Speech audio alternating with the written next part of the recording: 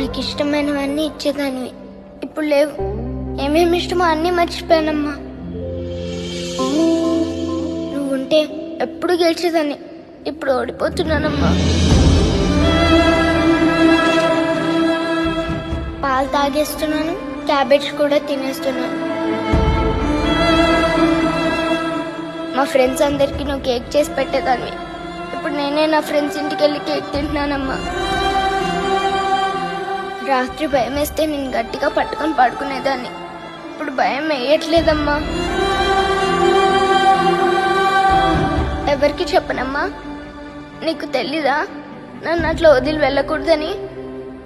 ఎంత చిన్న పిల్లని అంత పనిష్మెంట్ ఇస్తావా? అయినా నువ్వే నా బెస్ట్ ఫ్రెండ్వి. My mother is my best friend.